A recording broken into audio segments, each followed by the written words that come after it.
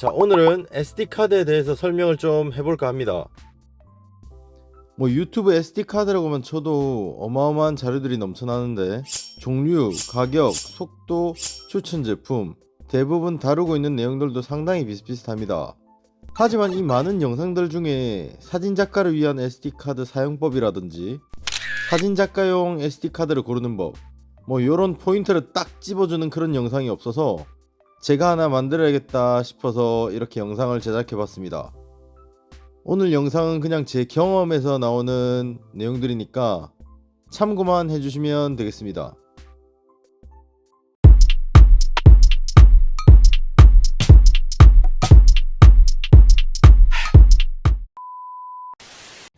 우선적으로 메모리 카드를 구매하기 전에 고려해야 되는 부분이 브랜드도 브랜드지만 속도냐 용량이냐 이기 때문에 이것부터 확실하게 짚고 넘어가겠습니다.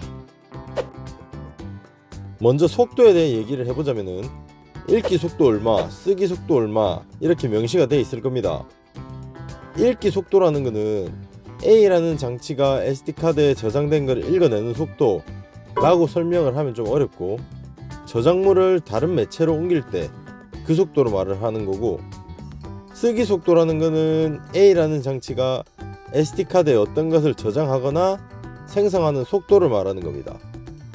여기서 중요하게 봐야 되는 거는 쓰기 속도인데, 카메라가 찍은 사진과 영상이 SD카드에 얼마나 빠르게 저장이 되는가가 포인트입니다.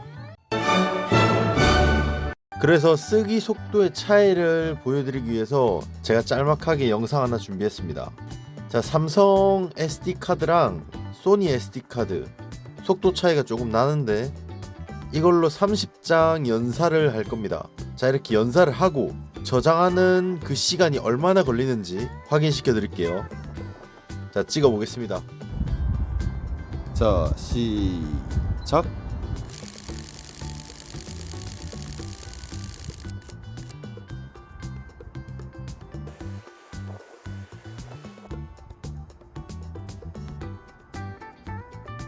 자, 가성비가 좋은 SD카드는 약 27초가 걸렸고 소니 SD카드로는 19초가 걸렸습니다. 당연히 이 영상만 보고는 7, 8초 가량의 차이가 그렇게 클까라고 하실 수도 있는데, 만약에 카메라 사용자분들이 풍경사진이나 여행사진, 가족사진 이런 거면은 기본적인 SD카드를 써도 충분히 담아낼 수 있습니다. 하지만 상업적으로 사용을 하거나 지인의 스냅 사진 등을 찍을 때는 좀 얘기가 달라집니다. 소니 카메라의 경우 초당 10장 정도의 사진을 찍어내는 스피드를 가지고 있는데, 예를 들어서 유도 선수나 태권도 선수의 기술이 제대로 딱 들어가는 순간이 필요한데 그 두세 장의 사진을 건지기 위해서 한 동작 전체를 찍어줘야 되는데 그게 40-50장 정도 나옵니다.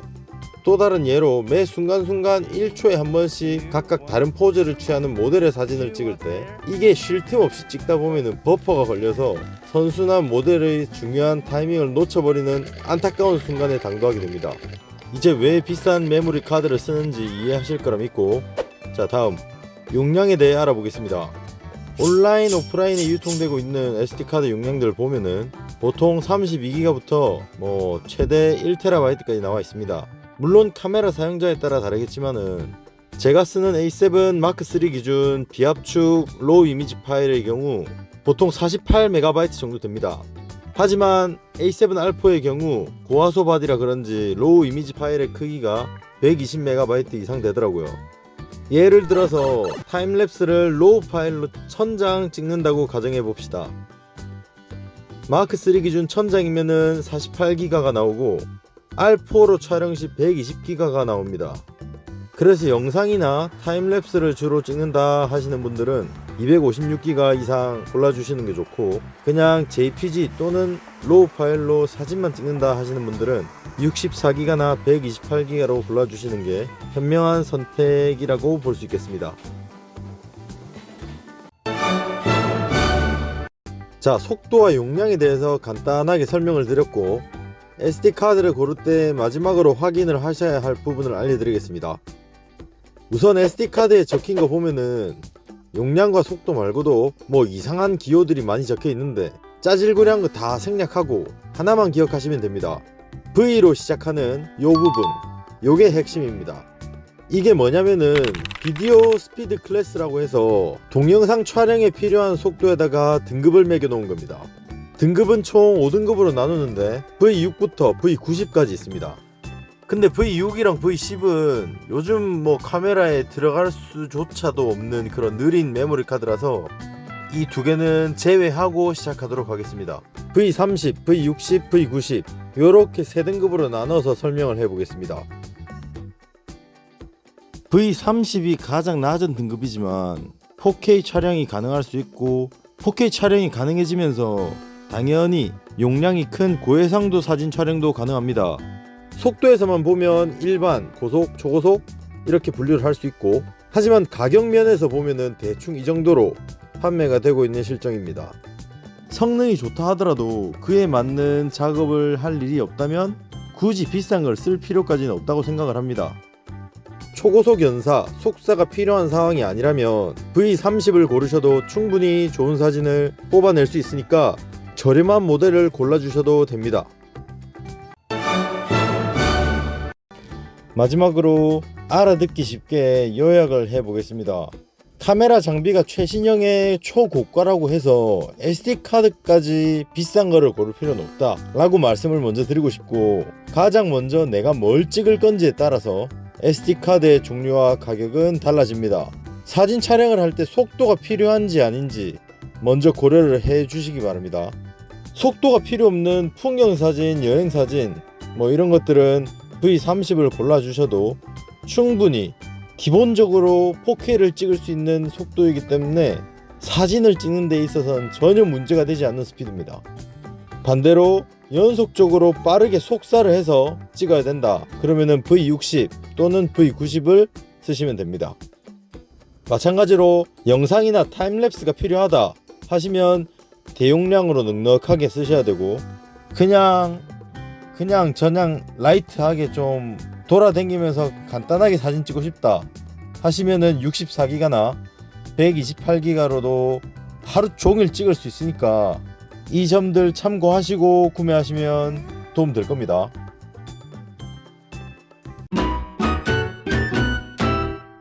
고르는 법은 뭐 이걸로 마무리하고, 이어서 사진작가를 위한 SD카드 사용법을 얘기해 보겠습니다.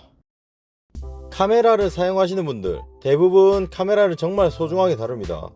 항상 목에 걸고 다니고 스트랩으로 손목에 감고 다니고 비싼 만큼 소중히 다루는 게 맞죠. 근데 이거 카메라도 소중하고 중요하지만 SD카드도 카메라에 있어서는 없어서는 안 될 진짜 중요한 그런 필수 아이템이기 때문에 이 녀석도 정말 소중히 다뤄줘야 됩니다.